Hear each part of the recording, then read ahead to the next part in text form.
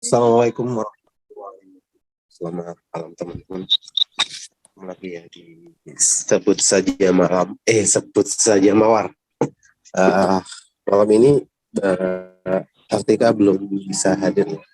Jadi saya akan sementara. Baiklah, sebelum kita awali kelas kita malam ini, kita berdoa terlebih dahulu sebagai wujud kesyukuran atas nikmat rahmat dan kepahaman dalam kelas kita malam ini. Berdoa silakan. A'udzubillahi minasyaitonir rajim. Bismillahirrahmanirrahim. Rabbi zidna ilma warzuqna fahma birahmatika ya arhamar rahimin. Amin. Malam ini kita akan kembali menemani Teh Sani ya. Teh Sani monitor. Assalamualaikum warahmatullahi wabarakatuh, Mas Cem, Bang Aswar, semuanya, sobat sesama. Halo, Assalamualaikum. Waalaikumsalam, Bang Aswar. Ya, apa kabar nih? Ya, sehat, Bang. Abang gimana? Ya, alhamdulillah. Oke. Malam ini kita mau bahas apa ini? Ini Bang, Sani ada ini apa? Pikiran mau bahas tentang hubungan dengan saudara kandung. Oke.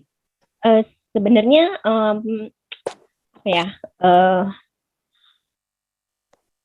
mungkin gitu. Atau memang pernah ya Sani dengar kayak gini Bang. Jadi hubungan sesama manusia itu menjadi gambaran hubungan kita sama Allah gitu kan.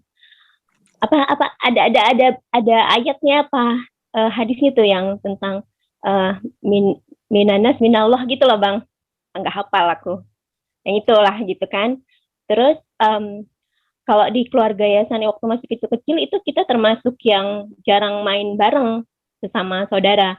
Kan ya Sani kembar. Jadi paling ya Sani mainnya tuh sama saudara kembar ya Sani. Karena memang kan dari SD sampai SMA itu satu kelas. Tapi sampai SMP tuh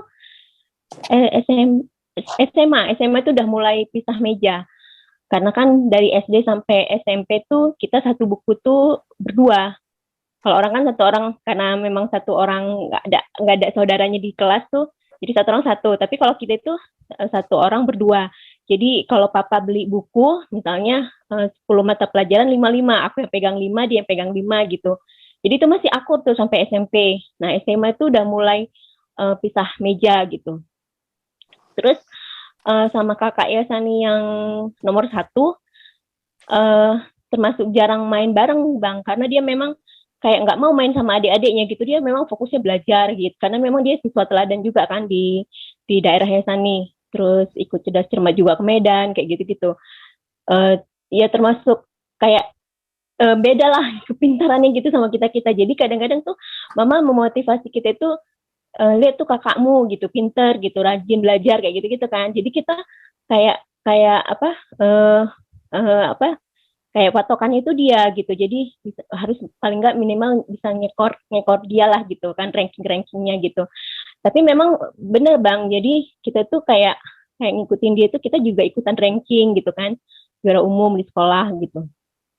Cuman ya itu tadi, hubungan itu kayak nggak kalau dilihat sama orang lain kok kayaknya sama kakaknya tuh bisa pergi ke pasar main jajan bareng kayak gitu-gitu kan, ke warung bareng gitu. Kita tuh jarang gitu. Kalau adik ya Sani yang cowok tuh karena memang cowok gitu kan, awal-awalnya sih memang main sama dia, tapi lama-lama kan dia mainnya sama cowok kan. Jadi ya Sani paling sama kembarannya Sani ini aja gitu. Nah waktu SMA itu udah mulai lah kan kenal-kenal cowok gitu. Jadi ada yang suka sama dia, ternyata akhirnya suka sama aku. Jadi di situ mulai selek Bang. Jadi itu di kesan itu aku kayak ngembat yang dia suka kayak gitu kan. Terus akhirnya dia milih temennya dia itu nggak boleh temenan sama aku Bang gitu. Jadi kayak ngegeng gitu kan. Tapi kalau aku sama semua orang sih, sama adik-adik kelas juga aku temenin gitu, karena aku sih mikirin dulu suatu saat nanti entah ketemu di pasar aku udah perlu tolong apa gitu kan, masih bisa manggil orang yang aku kenal gitu. Aku mikirnya gitu, nyari aman gitu kalau lagi jalan ke pasar atau apa gitu. Jadi pas waktu kuliah juga semester pertama itu kita masih satu kamar gitu. Cuman karena memang masih nyangkut tentang hubungan dia sama yang dia suka itu, waktu di SMA itu, waktu sekamar itu udah mulai ini kayak aku dicuekin, kayak ngambek gitu loh Bang. Jadi aku nggak betah kan, karena kan kayak keperluan sehari-hari itu kayak sabun atau apa itu kan mestinya bareng-bareng make gitu. Jadi suatu saat itu pernah pas pulang, kan jadwal kuliahnya sama-sama IPB Bang, tapi beda fakultas kita. Karena kan dari PMDK gitu kan. Jadi pas waktu pulang dia masih di kampus. Kunci kamar itu satu, dan mestinya itu kita itu biasa itu nitip di bu kos atau di bawah keset kaki depan kamar gitu. Pas pulang nggak bisa masuk aku Bang, karena aku kan mesti harus ganti buku kan, karena lanjut kuliah berikutnya gitu, ganti buku terus mau makan, mau ganti baju gitu. Loh, kok nggak ada kunci gitu kan? Berarti dibawa gitu kan? Aku nggak kepikiran juga minta ke ibu kos gitu, pasti dia punya kunci kan. Terus akhirnya aku karena aku mikir mending cepetan aja gitu, aku milih temen aku yang deket aja, yang anak kimia gitu, aku nebeng di kamarnya dia kan. Terus istirahatnya udah aku pikir nanti aja lah ganti bukunya kayak gitu kan. Terus udah tuh pas besokannya masih begitu terus Bang, aku nggak negur, nggak minta itu kunci taruh aja gitu kan. Terus aku mikir-mikir, oh ini kayaknya aku apa mesti disuruh keluar ya dari kamar ini gitu Bang. Jadi pas waktu semester berikutnya dia sendiri di kamar itu, aku nebeng di kamarnya temanku ini, si Wulan, anak kimia. Tapi mama tahu aku pindah ke si Wulan, ke kamarnya Wulan gitu kan, dia sendiri berdua gitu ya. Aku numpang di kamarnya dia itu, tidurnya itu ya di atas itu. Di atas sejadah gitu. Dia tidur di kasur, aku tidur di atas sejadah, udah gitu-gitu aja. Tidur di atas sejadah, terus di tempat meja belajar tidur tengkurap gitu kan. Pokoknya gimana caranya tuh biasa aja gitu, nggak ada apa-apa gitu. Jadi dia ada kamar sendiri gitu, bayar sendiri. Dibayar mama sendiri gitu kan. Terus akhirnya tingkat 2 tuh aku udah mulai mikir nyari beasiswa Bang. Karena aku mikir lumayan kan uang beasiswa itu buat istilahnya kayak bayar setengahnya si Wulan gitu, bayar kamar kita berdua gitu kan. Terus dapat kan beasiswa. Terus sama ikut kayak kayak gini juga, kayak sukarelawan gitu buat ngukur suhu udara, namanya stasiun cuaca Bang. Jadi aku ikut itu, dibayar dari kampus gitu kan, buat uang jajan gitu. Kayak gitu udah mulai nyari duit waktu itu Bang. Terus ya udah kayak gitu kan sampai akhirnya tuh udah selesai, sampai kita udah nikah kayak gini pun masih belum bagus hubungan sama adik kembaran aku ini Bang gitu, sama kakak aku itu juga kayak gitu.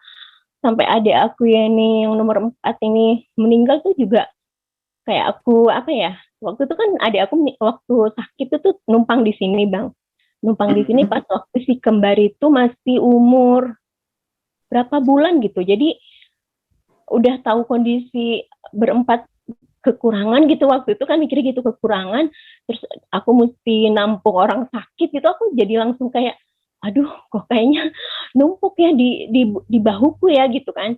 Terus akhirnya minta tolong sama kakak aku yang nomor 1 ini biar dia itu dicariin satu kos gitu, tapi yang dekat dari aku, tapi paling enggak biar nanti dia itu nggak keganggu sama anak-anak aku ini Bang, yang kecil-kecil ini gitu, karena kan dia masih sakit gitu.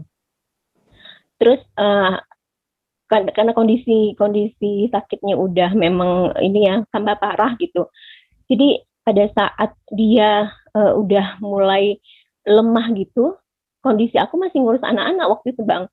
Jadi pas pagi gitu kan, karena kan biasa aku pagi mantau dia makannya buat nanti siangnya gimana nasinya gitu. Jadi pas pagi itu aku terlambat ke sana Bang, ke kosannya gitu, karena mikirin ngurusin yang si kembar ini kan. Nah pas aku siang itu ternyata dia ngubungin kakak aku, dia udah gak bisa jalan gitu. Kakak aku datang, terus kesan itu aku yang disalahin gitu Bang, karena dia udah parah banget gitu. Akhirnya pada saat udah sampai ke rumah sakit dan meninggal itu pun jadi kayaknya aku merasa bersalah Bang, karena kondisiku kayak gak becus nanganin adik gitu kan. Terus itu sampai aku nggak bisa jelasin waktu itu ke mereka karena mereka udah kayak sibuk ngurusin acara pemakaman lah gitu kan.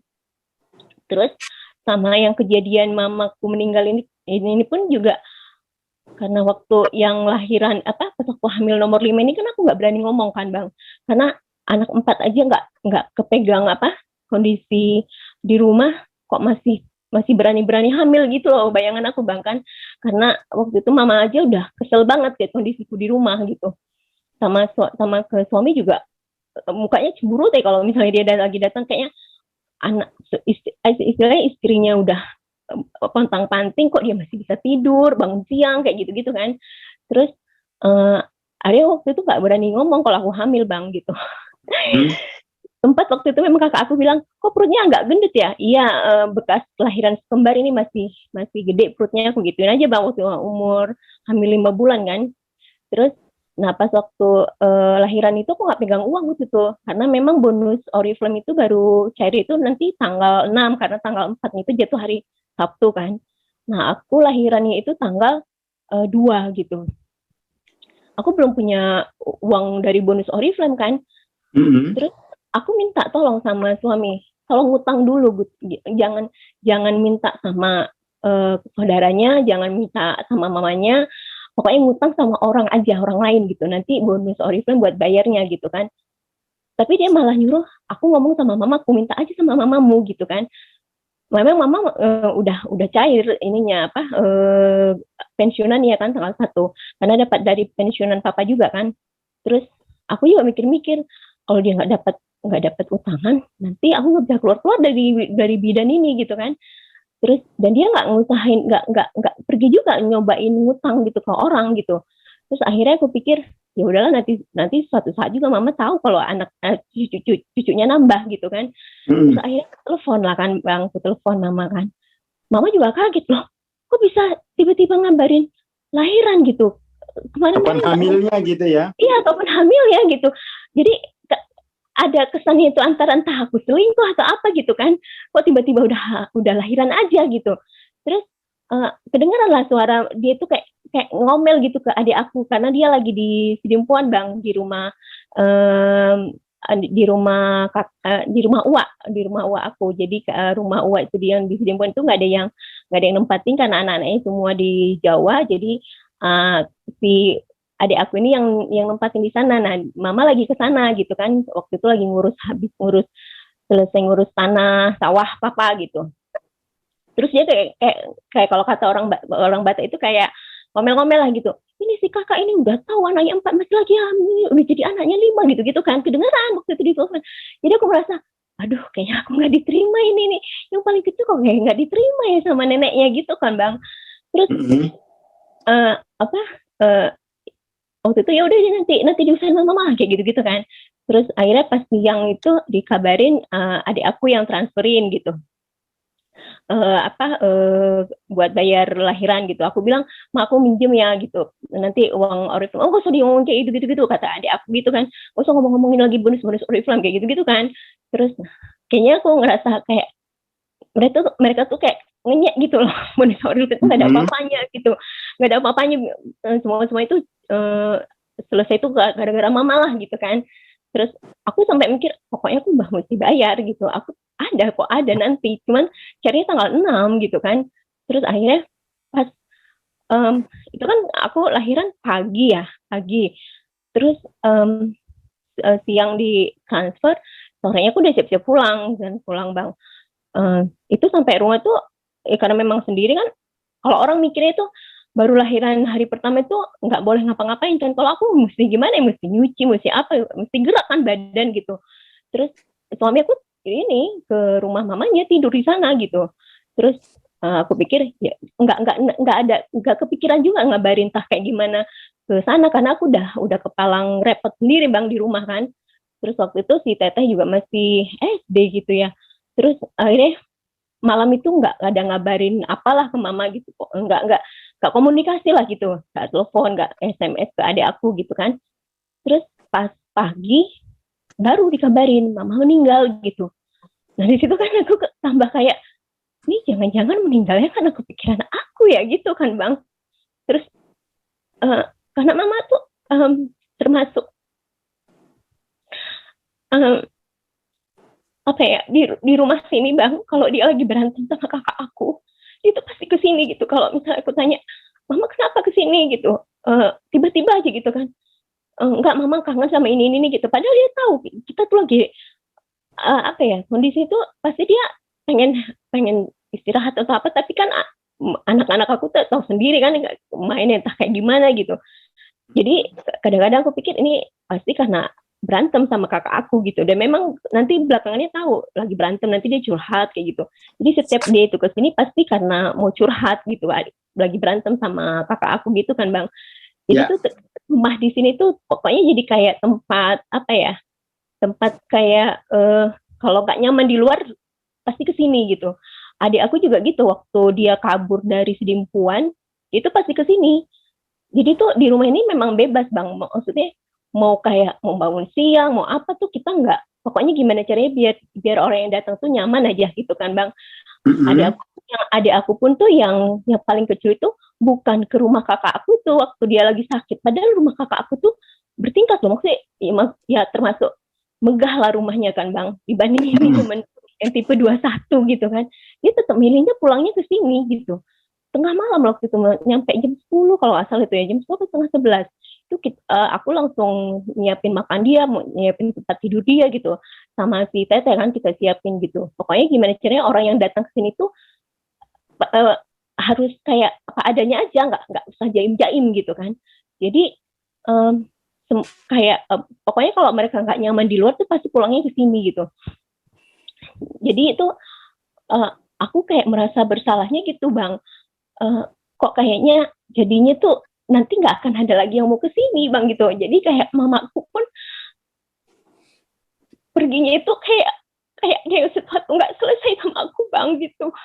Karena 1 hari setelah kelahiranku itu gitu nggak ada ngomong nggak apa gitu pas komunikasi pas malam itu kan. Yang aku tahu tuh dari cerita adik aku tuh pas pagi tuh dia nggak bangun. Biasanya sholat duha kata adikku, kalau sampai jam 9 jam 10 mama nggak bangun gitu kan. Aku kepikirannya dia tuh mikirin aku gitu, karena dia tahu kan kondisi di sini kan, karena dia paling sering kesini kan gitu, paling sering kesini lihat aku di sini gitu. Jadi aku mikir gimana ya aku nanti ngomong juga ke kakak aku ini gitu, ke kakak nomor 1 kan. Jadi kayak kemarin itu ya, waktu aku pernah cerita, waktu aku yang ikutan apa jual buku itu Bang, jual buku terus jalanin Oriflame, pokoknya semua kan kalau aku kan cuma bisa online kondisinya, karena kan nggak mungkin kan aku bayar orang buat nemenin mereka di sini terus aku kerja keluar, ya sama-sama aja aku ngebayar orang kan jatuhnya gitu. Dan itu pasti kalau dihitung-hitung jadi impas, peganganku malah nggak ada gitu, habis-habis di ongkos ya gitu kan. Jadi aku pikirnya waktu itu kondisi udah mulai pada online, kenapa nggak aku pakai juga fasilitas online, jadi semua aku kerjain online gitu Bang. Nah kakak aku itu kan memang mungkin konservatif ya gitu, yang dia anggap itu kalau aku online itu buang waktu kan. Waktu itu sempat yang dia bilang nggak boleh jualan buku kayak gitu segala macam, karena sampai aku bilang 10.000 pun hasil keuntungan aku pasti kejar, aku bilang gitu, karena memang kalau mereka minta uang jajan 2.000 itu aja udah besar banget Bang aku bisa ngasih mereka gitu kan. Terus jadi waktu itu aku mikir kayaknya aku harus putusin hubungan sama orang-orang yang kayak gini ya gitu. Sampai adik aku itu Bang, aku udah blokir dia itu ada hampir lebih dari 2 tahun itu semenjak yang kejadian meninggal itu.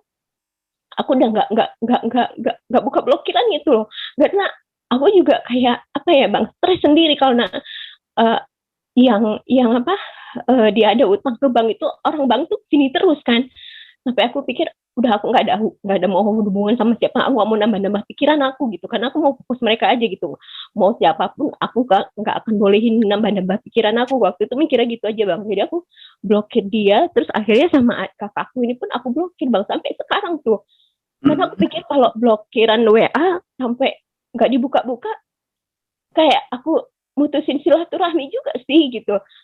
Padahal aku sama kakak-kakak sepupuku itu nggak ada, malah lebih nyaman chat sama mereka gitu, ngabarin mereka di sini tuh semua ke kakak sepupuku gitu. Jadi aku pikir kalaupun nanti misalnya dia tersinggung kakak sepupuku itu lebih tahu kondisiku di sini, terserah ya gitu, karena dia cuma bisa ngomong doang di luar tapi nggak bisa ngerasain yang ku alami di sini gitu loh Bang kan. Terus aku pikir ya pokoknya toksik banget, aku lepas gitu. Pokoknya kalau ada yang toksik aku blokir gitu aja waktu itu Bang. Jadi sampai sekarang pun aku pikir kok kayaknya hubungan aku bertahun-tahun sama adik aku sama kakak aku tuh nggak bagus ya kayak gitu Bang. Jadi aku pikir kok sama saudara kan kayak gini, gimana aku sama Tuhan gitu loh Bang.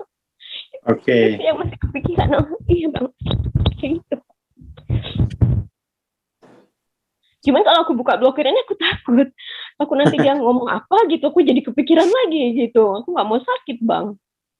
Oke, saya nggak mau sakit. Oke, bagus tuh ya. Iya. Saya nggak mau sakit. Karena sakit itu nggak enak. Maunya menderita. Kalau aku sakit kan nanti mereka yang ngurus mereka siapa Bang? Oke.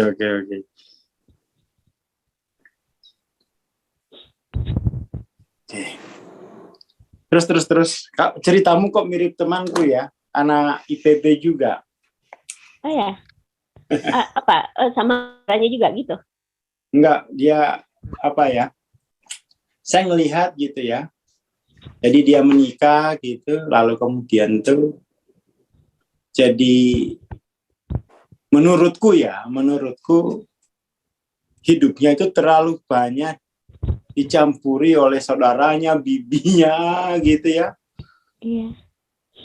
Kayak gitu. Jadi ya mirip tadi ceritamu gitu.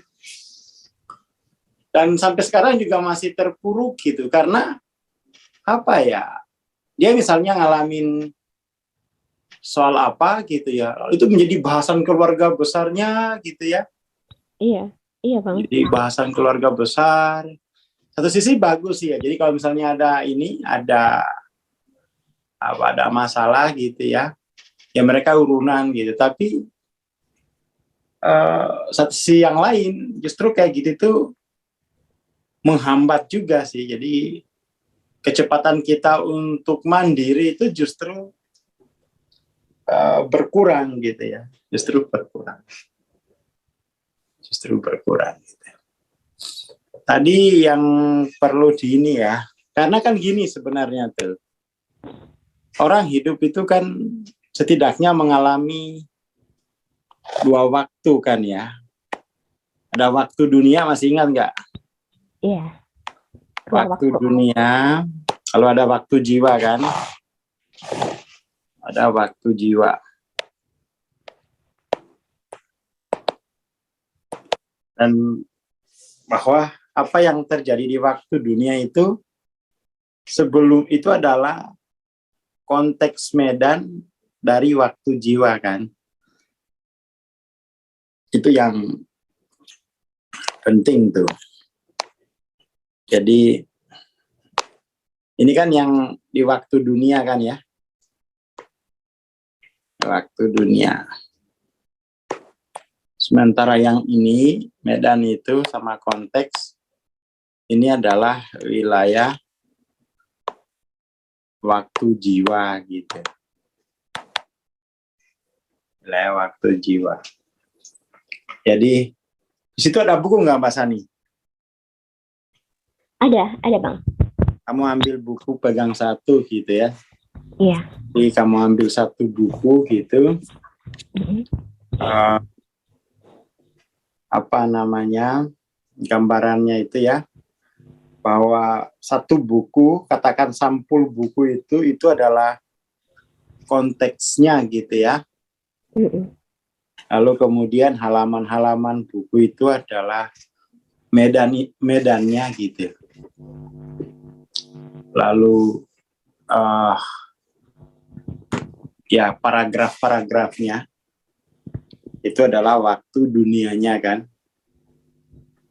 Nah, di situ ada problem dilematis kan gitu. Satu sisi kan kita ingin mengubah apa yang terjadi di waktu dunia. Ya kita menderita lah apalah di waktu dunia ini. Tapi soalnya adalah apa yang terjadi di waktu dunia itu sinkron dengan waktu jiwa kita sendiri gitu. Jadi apa yang terlihat di dunia itu memperlihatkan konteks dari waktu jiwa kita gitu ya. Itu salah satu problematik di sana. Jadi kalau waktu dunia itu dia ada, kita bilang 3 serial kan, tadi, sekarang, nanti, ya. Tadi, sekarang, nanti. Sementara waktu jiwa itu adalah waktu kehadiran, waktu konteks. Jadi dia nggak ada tadi, sekarang, nanti, nggak. Dia adalah ya kehadiran gitu ya. Waktu kita mengalami kehadiran. Waktu kehadiran dia. Masalahnya kan adalah jiwa itu ketika dia ada hadir dalam konteks, dan konteks itu menciptakan medan. Ya kan? Menciptakan medan. Ya seperti ini. Ini kan medan dari konteks. Itu waktu jiwa gitu ya. Waktu jiwa. Itu. Nah, untuk mengubah, jadi kalau dilihat gitu ya, apa yang ada medan pada waktu jiwa itu, medan pada waktu jiwa itu bisa dilihat linear juga. Bisa dilihat pada serial gitu ya. Bisa dilihat pada serial akibat yang kita jalani secara linear.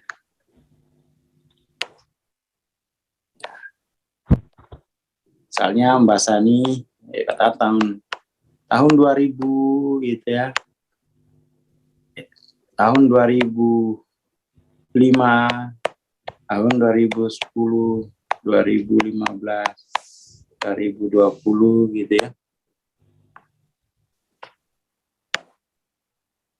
Kemudian tahun 2025 itu sebenarnya hanya serial linear dari waktu jiwa kita gitu ya.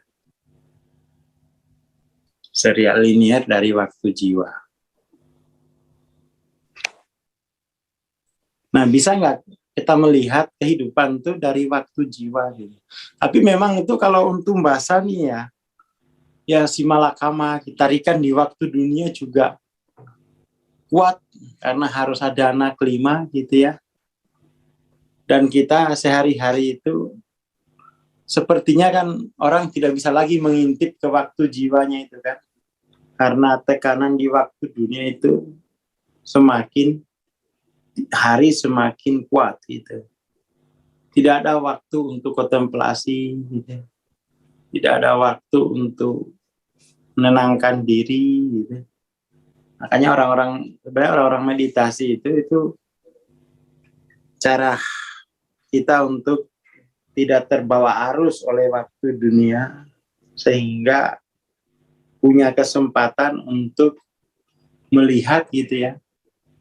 Melihat kehidupan di waktu jiwa kita gitu. Di waktu jiwa. Itu apa namanya? Makanya kalau misalnya Mbak Sani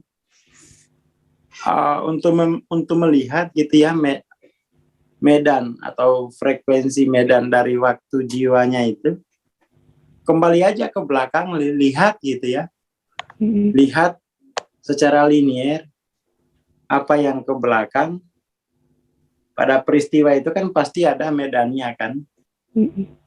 Pasti ada medannya gitu. Yaitu lalu kemudian misalnya tadi yang ini gitu ya. Kamu merasa mamamu pergi dalam keadaan belum selesai dengan kamu gitu. Ya kan? Jadi apa? apa, perasaan bersalahkah atau apa gitu? Iya, perasaan bersalah, Bang. Ya, perasaan bersalah ya. Jadi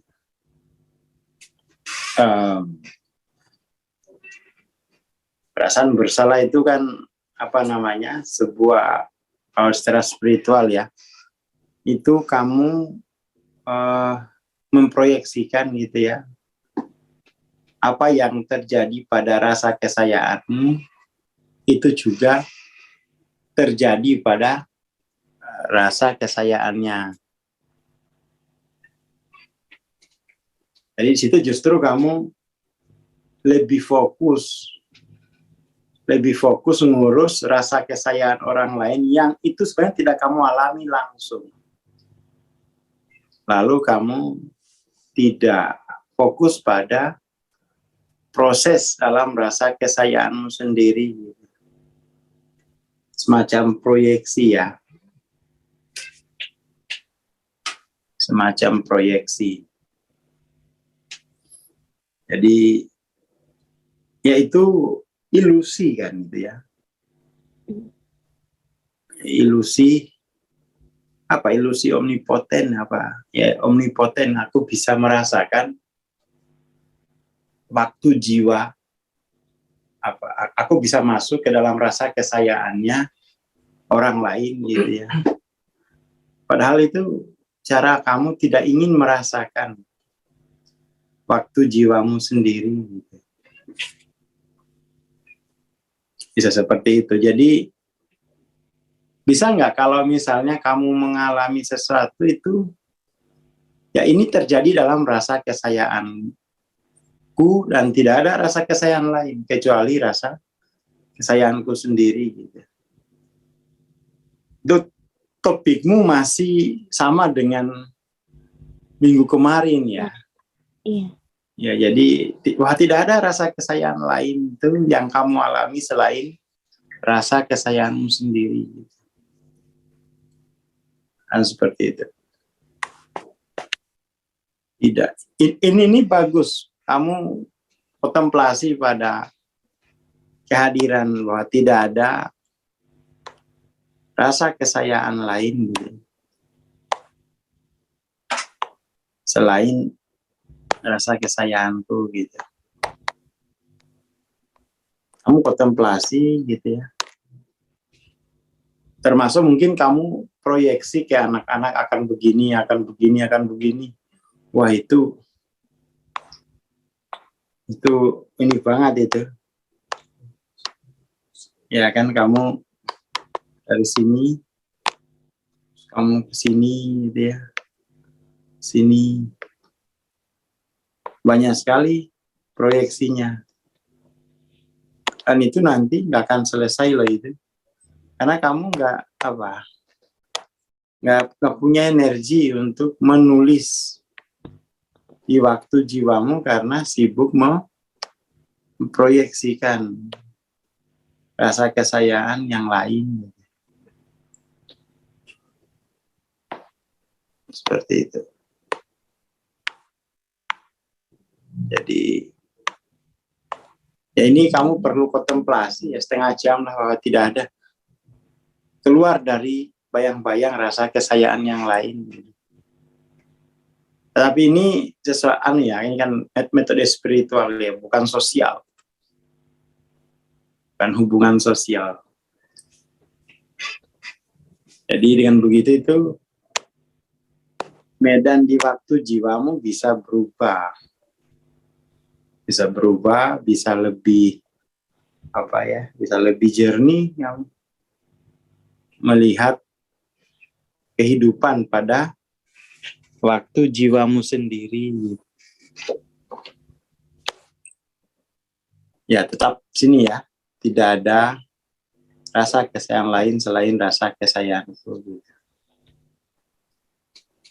Dengan begitu kamu akan memutus ilusi omnipoten ini. Siapa saja kamu putus, termasuk ke ilusi kamu ke mama, ke saudara gitu, putus semua, putus.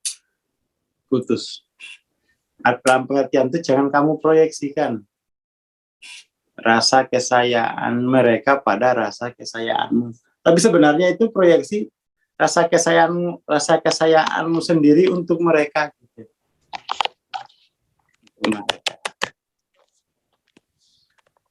Saya kira itu sih untuk malam ini.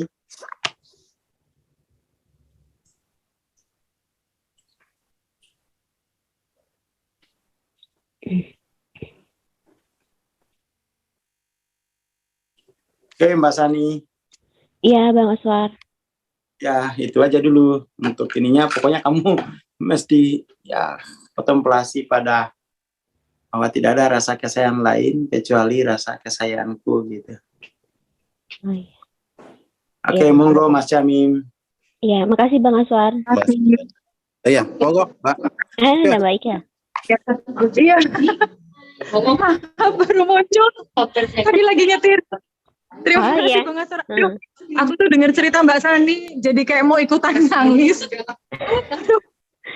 Menyayat hati banget. Ya, terima kasih untuk malam hari ini semuanya, Sobat Sebut Saja Mawar. Terima kasih Mbak Sani, terima kasih Bang Aswar, terima kasih Mas Jamim, terima kasih sahabat-sahabat semuanya ya. Aduh, ada tisu nggak sih Mbak? Kamu ceritanya sedih banget. Udah ditahan bertahun-tahun. Jadi ikutan baper. Oke, terima kasih. Kita akan ketemu lagi ya, insya Allah nanti minggu depan. Mudah-mudahan. Terima kasih untuk malam hari ini. Saya tutup. Wassalamualaikum warahmatullahi wabarakatuh.